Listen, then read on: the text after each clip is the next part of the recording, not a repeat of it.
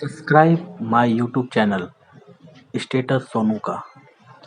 Subscribe करिए और नई नई कहानियाँ सुनिए। Hindi emotional story. बचपन में हम दादी नानी की कहानियां सुनकर काफी कुछ सीखते थे। उन कहानियों में हम खुद को जोड़ कभी राजा या कभी रानी बन जाते थे। आज फिर हम आपको हमारी कहानियों के माध्यम से मोहब्बत की उन गलियों में ले जाने का प्रयत्न कर रहे हैं जहां आप फिर से इमोशनल हो जाएंगे। कविता अपने माता पिता की बहुत लाडली थी। 3 बड़े भाइयों की बहन थी। कोई भी चीज मांगने पर उसी वक्त सामने हाजिर हो जाती। पूरे घर में रौब था उसका। पूरे परिवार और नौकरों पर राजकुमारी की तरह हुक्म चलाती थी कविता। स्कूल में भी पूरा रौब था उसका। बड़े घर की लाडली जो थी वह। ऐसे ही उसने कॉलेज में दाखिला लिया।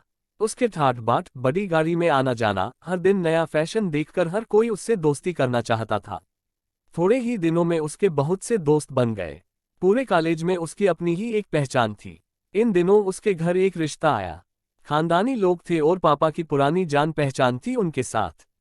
कविता के साथ कोई जबरदस्ती नहीं थी, पर कविता ने फिर भी हाँ कर दी क्योंकि वह अपने परिवार से बहुत प्यार करती थी। वह जानती थी कि वह लोग उसका अच्छा ही सोचेंगे। लड़के का नाम राज था। राज काफी पढ़ा लिखा और समझदार लड़का था।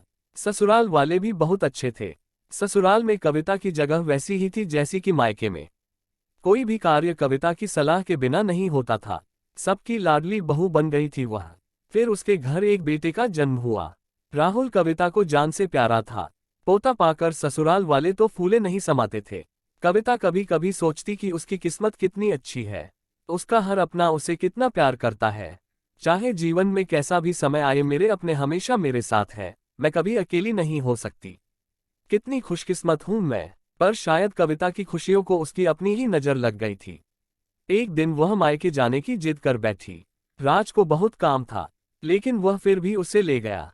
रास्ते में उनकी गाड़ी अन्य गाड़ी से टकरा गई। कविता, राज और राहुल बहुत बुरी तरह से जख्मी हो गए।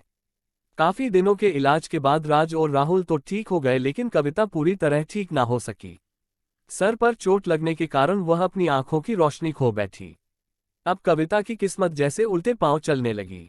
मायके वाले कुछ दिनों तक उसे मिलने आते रहे, फिर कभी कभार फोन ही करके पूछ लेते कि अब कैसी हो। धीरे धीरे ये सिलसिला भी कम हो गया। ससुराल वालों की सहानुभूति भी कम होने लगी।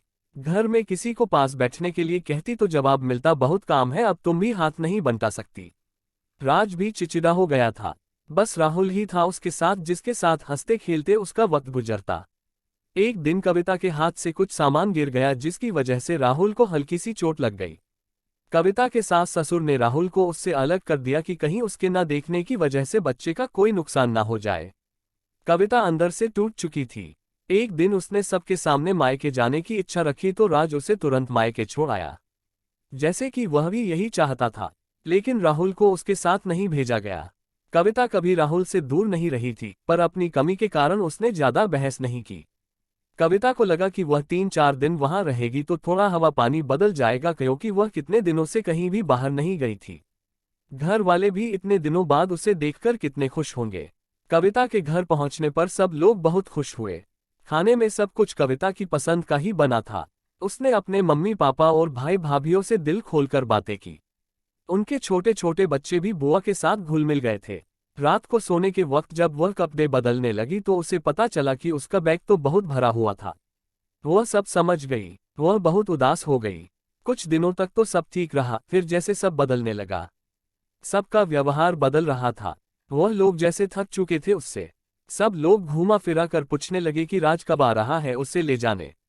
वह बहाना बना देती, जबकि वह जानती थी कि उस घर में अब उसके लिए कोई जगह नहीं।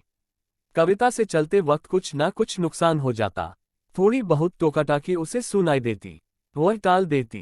एक दिन उसके हाथ से लगकर एक कीमती फूलदान टूट गया। छोटी भाभी ने बहुत हंगामा मचाया। कविता के माता पिता रोज रोज के झमेलों से तंग आ गए थे। उन्होंने राज को खुद से फोन कर दिया। राज कविता को अपने घर ले गया। कविता को अपने परिवार वालों से ये उम्मीद न थी। जिस कविता के कहे बिना घर में एक पत्ता भी नहीं हिलता था, उस घर के लिए वह बोझ बन चुकी थी। राज के साथ ससुराल आते वक्त वह बहुत खुश थी, क्योंकि वह अपने घर जा रही थी, अपने जिगर के टुकड़े राहुल के पास। परंतु ये खुशी भी कुछ पल की ही थी। सारा बंदोबस्त पहले ही किया हुआ था। कविता को सीधे ऊपर वाले कमरे में पहुंचा दिया गया। राहुल से दूर रहने की सख्त चेतावनी दी गई। एक कामवाली लता को उसकी जिम्मेदारी सौंपी गई, जो उसके खाने पहनने जैसी जरूरतों का ध्यान रखती। कविता ज्यादातर चुप ही रहती, कभी कभी कामवाली लता से थोड़ा बतिया लेती। उसके जरिए राहुल का पता चल जाता। सबकी लाडली बेटी और बहू सबके लिए लाडली से बोझ बन चुकी थी।